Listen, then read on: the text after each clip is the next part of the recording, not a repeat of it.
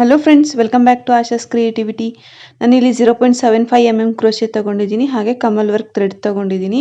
ದಾರನ ಮೊದಲು ಬಟ್ಟೆಗೆ ಲಾಕ್ ಮಾಡ್ತಾ ಇದ್ದೀನಿ. ನೀವು ಬೇಕಿದ್ರೆ 6 ಎಳೆ ದಾರನ ತೊಗೋಬೋದು. ಸಿಲ್ಕ್ ಥ್ರೆಡ್ನ 6 ಎಳೆ ಮಾಡಿಕೊಂಡು ಲಾಕ್ ಮಾಡ್ಕೊಳ್ಳೋದಾದ್ಮೇಲೆ ನಾನಿಲ್ಲಿ 3 ಚೈನ್ ಹಾಕೋತಾ ಇದ್ದೀನಿ. 3 ಚೈನ್ ಹಾಕೊಂಡಾದ್ಮೇಲೆ ಒಂದು ಟ್ರಿಪಲ್ ಕ್ರೋಶೆ ಹಾಕೋತಾ ಇದ್ದೀನಿ. ಎಲ್ಲಿಂದ 3 ಚೈನ್ ಲಾಕಿಂದ ಸ್ವಲ್ಪ ಡಿಸ್ಟೆನ್ಸ್ ಬಿಟ್ಕೊಂಡು ಈ ಟ್ರಿಪಲ್ ಕ್ರೋಶೆ ಹಾಕೋಬೇಕು. ಒಂದು ಟ್ರಯಾಂಗಲ್ ಥರ ಫಾರ್ಮ್ ಆಗೋ ಥರ ನೋಡಿ, ಈ ಥರ ಟ್ರಿಪಲ್ ಕ್ರೋಶೆ ಹಾಕೋಬೇಕು. ಟ್ರಿಪಲ್ ಕ್ರೋಶೆ ನಿಮಗೆಲ್ಲ ಗೊತ್ತೇ ಇದೆ ಅಂತ ಅನ್ಕೋತೀನಿ. ಗೊತ್ತಿಲ್ಲ ಅಂದರೆ ಅದನ್ನ ಪ್ರಾಕ್ಟೀಸ್ ಮಾಡಿ, ತುಂಬ ಈಸಿಯಾಗಿರುತ್ತೆ, ಏನು ಡಿಫಿಕಲ್ಟ್ ಅಂತೇನಿಲ್ಲ. ನೋಡಿ, ಈ ಥರ ಒಂದು ಟ್ರಿಪಲ್ ಕ್ರೋಶೆ ಹಾಕ್ಕೊಂಡೆ. ನೋಡಿ, ಈಗ ಟ್ರಯಾಂಗಲ್ ಥರ ಇದೆ. ಇದಾದಮೇಲೆ ಈಗ ಒಂದು ಚೈನ್ ಹಾಕೋತಾ ಇದ್ದೀನಿ.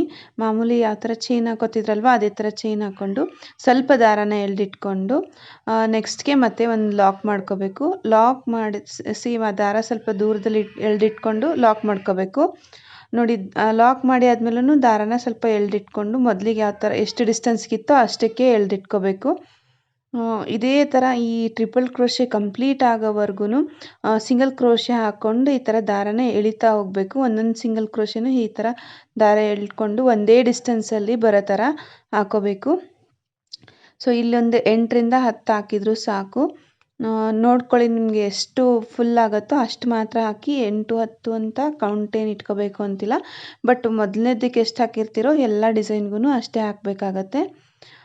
ಇದೊಂದು ಬಾರ್ಡರ್ ಕುಚ್ಚು ಅಂತ ಹೇಳ್ಬೋದು. ಇದಕ್ಕೆ ನಾನು ಯಾವುದೇ ಥರ ಕುಚ್ಚು ಹಾಕ್ತಾ ಇಲ್ಲ, ಬರೀ ಇದೇ ಥರ ಡಿಸೈನ್ ಹಾಕ್ತಾ ಹೋಗ್ತಿದ್ದೀನಿ. ಫಸ್ಟ್ ಒನ್ನು ಸ್ವಲ್ಪ 2 ಸಲ ತೋರಿಸ್ತಾ ಇದ್ದೀನಿ ನಿಧಾನವಾಗಿ.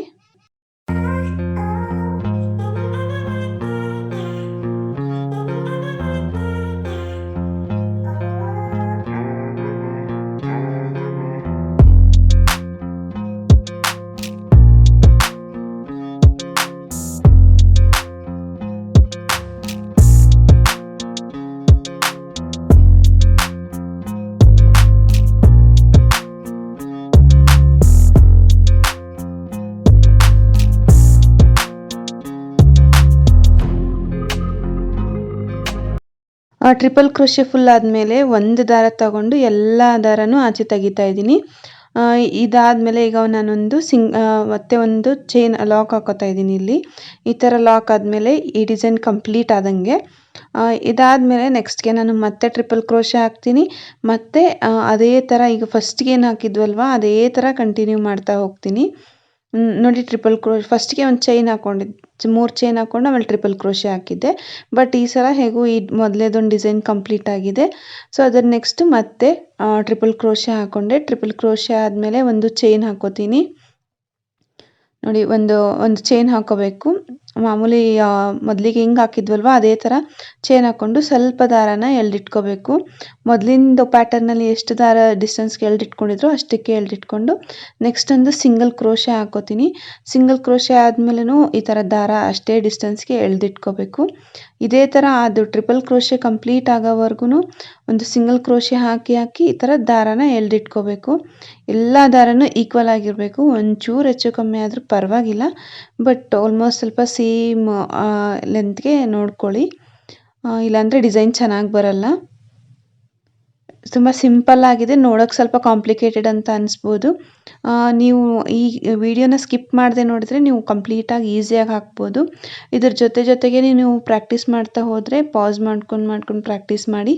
ಆವಾಗ ನೀವು ಈಸಿಯಾಗಿ ಈ ಡಿಸೈನ್ ಕಲ್ತ್ಕೋಬೋದು. ತುಂಬ ಸಿಂಪಲ್ ಆಗಿದೆ ನೋಡಿ.